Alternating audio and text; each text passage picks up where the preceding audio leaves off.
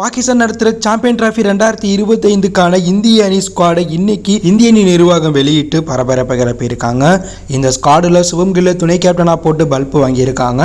ஸ்குவாடில் ஒரு சில முக்கிய வீரர்களை கலட்டி விட்டுருக்காங்க. ஸோ இந்த இந்திய அணி ஸ்குவாட் எப்படி இருக்குது, யாரை கலட்டி விட்டுருக்கா, யார் இந்த ஸ்குவாடில் இருக்கா, இந்த ஸ்குவாடை கொண்டு சாம்பியன் டிராஃபியில் இந்திய அணி வெற்றி பெற வாய்ப்பு இருக்கா அப்படிங்கிறத பற்றி தான் இந்த வீடியோவில் டீட்டெயிலாக பார்க்க போகிறோம். பாகிஸ்தான் அணி நடத்துகிற 2025 சாம்பியன் டிராஃபி தொடர் பாகிஸ்தான்லையும் துபாயிலையும் வருகின்ற பிப்ரவரி 19 தொடங்கி மார்ச் 9 வரையும் கோலாகலமாக நடக்க போகுது. அணிகள் பங்கேற்கிற இந்த தொடரில் குரூப் 1 குரூப் 2னு பிரிச்சிருக்காங்க. குரூப் 1ல் இந்தியா, பாகிஸ்தான், வங்கதேசம், நியூசிலாந்து இருக்காங்க. குரூப் 2ல் Australia, south Africa, England, Afghan இருக்காங்க. ஸோ இந்த 8 அணிகளும் அந்தந்த குரூப்பில் இருக்கக்கூடிய அணிகள் கூட ஒவ்வொரு மேட்ச் விளையாடுவாங்க. இதில் மோதி ஒவ்வொரு குரூப்பில் முதல் 2 இடம் பிடிக்கிற அணி செமிஃபைனல் 1 செமிஃபைனல் 2ல் மோதுவாங்க. இதில் வெற்றி பெற அணி ஃபைனலுக்கு தகுதியாவாங்க. ஃபைனலில் ஜெயிக்கிற அணிக்கு சாம்பியன் டிராஃபி கோப்பையாக கொடுப்பாங்க. ஸோ இந்திய அணி குரூப் 7 இடம் பெற்றிருக்காங்க. இதனால் பிப்ரவரி 20 வங்கதேசத்து கூட துபாயில் மோத போகிறாங்க. 23 பாகிஸ்தான் கூட துபாயில் இந்திய அணி விளையாட போகிறாங்க. மார்ச் 2 நியூசிலாந்து கூட இந்திய அணி துபாயில் மோத போகிறாங்க. ஸோ இந்த 3 மேட்ச்சில் இந்திய அணி வெற்றி பெற்றால் செமிஃபைனல் 1க்கு தகுதியாவாங்க. செமிஃபைனல் 1 துபாயில் நடக்கும். இந்த மேட்ச்சில் இந்திய அணி வெற்றி பெற்றால் ஃபைனல் மேட்ச் துபாயில் நடக்கும். ஸோ இந்திய அணி செமிஃபைனல் 1 மற்றும் ஃபைனலுக்கு தகுதியானதான் துபாயில் அந்த போட்டிகள் நடக்கும். ஒருவேளை இந்திய அணி தகுதியாகாமல் வெளியேறினா அந்த போட்டிகள் பாகிஸ்தான்லேயே நடக்கும். இந்த தொடருக்கான இந்திய அணியை இன்னைக்கு இந்திய அணி நிர்வாகம் அறிவிச்சிருக்காங்க. ரோஹித் சர்மா, அஜய் அகேக்கர் செய்தியாளர்களை சந்தித்து இந்திய அணி ஸ்குவாடை அறிவிச்சிருக்காங்க. இந்த ஸ்குவாடில் கேப்டனாக ரோஹித் சர்மாவும் துணை கேப்டனாக முதல்ல சுபம் கில் செயல்பட போகிறதா அதிகாரப்பூர்வமாக சொல்லியிருக்காங்க. சுபம் கில் இந்திய அணிக்காக பெருசாக எந்த ஒரு சாதனையுமே பண்ணலை. அவர் ஓடிஐலேயே ஒரே ஒரு முறை இரட்டை சதம் அடிச்சிருக்கார். அதை வச்சு தான் இன்னமும் உருட்டிகிட்டு இருக்கார்.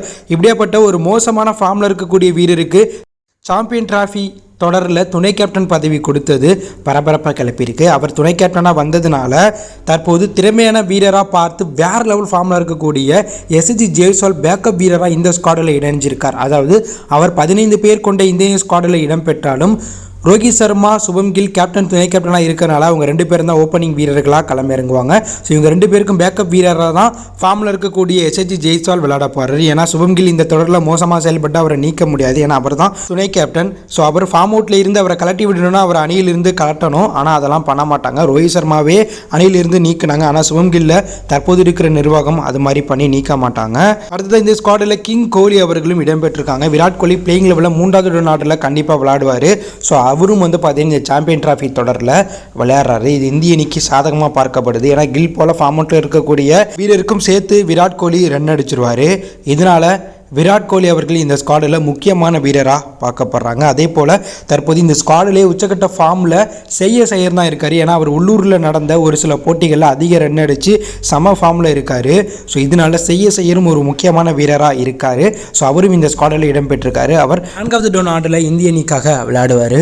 அடுத்ததாக விக்கெட் கீப்பர் பேட்ஸ்மேன்கள் லிஸ்ட்டில் KL ராகுல், ரிஷப் பண்ட்னு 2 வீரர்களை எடுத்து வச்சுருக்காங்க.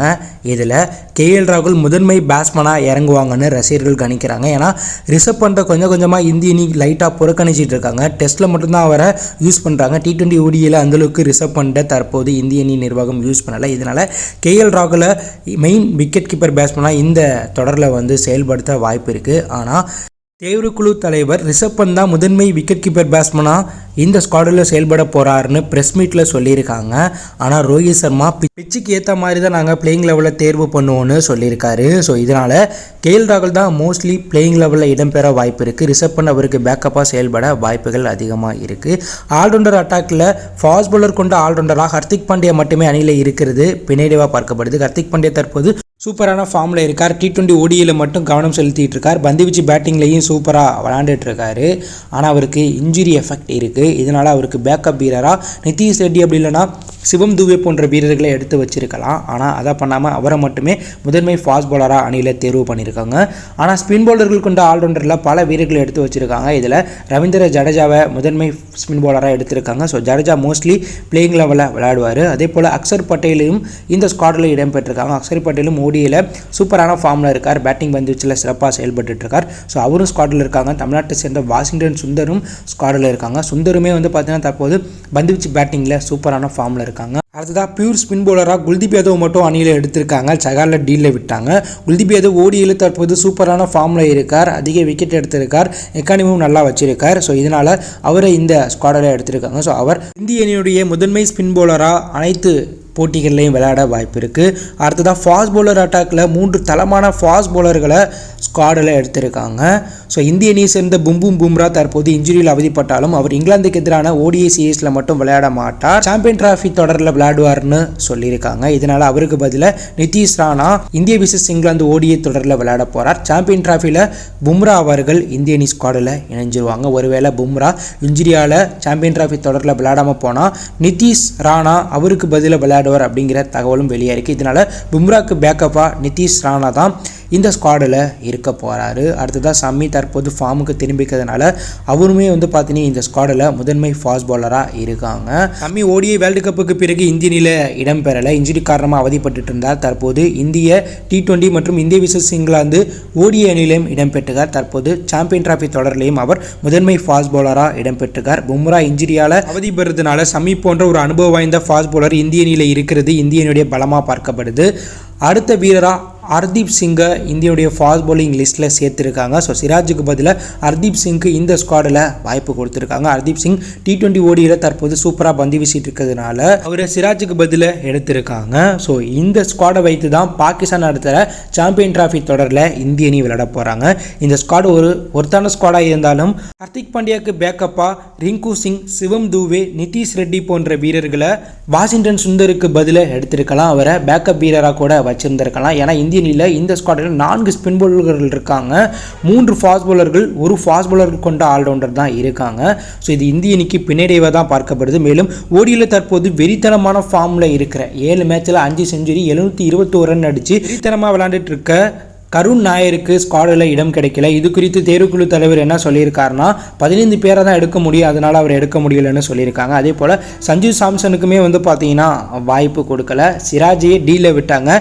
சிராஜ் போன வருடம் ஓடியில் நம்பர் 1 பவுலராக இருந்தார். ஆனால் அவரே பார்த்தீங்கன்னா கலட்டி விட்டுட்டாங்க. இதுக்கு ரோஹித் சர்மா என்ன பதில் சொல்லியிருக்காருன்னா சிராஜ் பழைய பந்தில் ஒழுங்காக பந்து வீச மாட்டேங்கிறார், இதனால தான் அவருக்கு பதிலாக ஹர்தீப் சிங்கை எடுத்திருக்கோன்னு ரோஹித் சர்மா சொல்லியிருக்காங்க. ஸோ சிராஜையே அணியிலிருந்து நீக்கியிருக்காங்க. இதே போல் ஓடியில் தற்போது சூப்பராக விளையாண்டுட்டு இருக்க CSK வீரர் ருத்ராஜ் கேட்வார், சிவம் தூவேவும் டீலில் விட்டாங்க. அதே போல் தமிழ்நாட்டை சேர்ந்த வருண் சக்கரவர்த்தி தற்போது சூப்பராக பந்து வீசிக்கிட்டு இருக்கார். அவரையும் பார்த்தீங்கன்னா பேக்கப் வீரராக கூட அணியில் சேர்க்கலை. ஸோ இதெல்லாம் இந்த அணியுடைய பேக்காக பார்க்கப்பட்டாலும் லெஃப்ட் ரைட் காம்பினேஷன் இந்திய அணியில் மீண்டுமே இல்லாதது பரபரப்பு கிளப்பியிருக்கு. ஏன்னா இந்த ஸ்குவாடில் லெஃப்ட் பேட்ஸ்மனாக ஜெய்ஸ்வால், ரிஷப் பண்ட், ஜடேஜா, அக்சர் பட்டேல், வாஷிங்டன் சுந்தர் போன்ற 5 வீரர்கள் இருந்தாலும் SSG ஜெய்ஸ்வால் துணை கேப்டனாக கில் இருக்கிறதுனால அவர் பிளேயிங் லெவலில் விளையாட மாட்டார். இதனால் தொடக்கத்திலேயே லெஃப்ட் ரைட் காம்பினேஷன் இருக்காது இந்திய அணியில். மிடில் ஆர்டரில் ரிஷப் பண்ட் இருந்தாலும் அவரும் பிளேயிங் லெவலில் விளையாடுறது கஷ்டம் தான். ஜடேஜா, அக்சர் பட்டேல், வாஷிங்டன் சுந்தர் இருந்தாலும் அவங்க 6வது 7வது 8வது டவுனில் தான் விளையாடுவாங்க. ஸோ மிடில் ஆர்டரில் லெஃப்ட் ரைட் காம்பினேஷன் இல்லாமல் இந்த சாம்பியன் டிராஃபியில் இந்திய அணி விளையாட போகிறாங்க. ஸோ டோனி போனதுக்கு பிறகே அந்த லெஃப்ட் ரைட் காம்பினேஷனுக்கான இம்பார்ட்டான BCCI புரியாமல் இன்னுமே இருக்காங்க தான் ஃப்ரெண்ட்ஸ் சொல்லணும். ஸோ நீங்கள் சொல்லுங்கள், இந்த ஸ்குவாடில் பல நிறை குறைகள் இருந்தாலும் இந்த ஸ்குவாடை வைத்து சாம்பியன் டிராஃபி தொடரில் இந்திய அணி வெற்றி பெறுமா? இந்திய அணியுடைய ஸ்குவாடை பற்றி என்ன நினைக்கிறீங்க? துணை கேப்டனாக சிவம் கில்லை தேர்வு பண்ண இந்த சம்பவத்தை பற்றி நீங்கள் என்ன நினைக்கிறீங்க? அதுக்கு தகுதியான நபர் ஆவார் அப்படி ஒரு கருத்தை கமெண்ட்ல லீவ் பண்ணுங்கள். இதில் பிடிச்சிருந்தால் லைக் பண்ணுங்கள், ஷேர் பண்ணுங்கள், கமெண்ட் பண்ணுங்கள். மறக்காம நம்ம சேனலை சப்ஸ்கிரைப் பண்ணி ஃபாலோ பண்ணுங்கள்.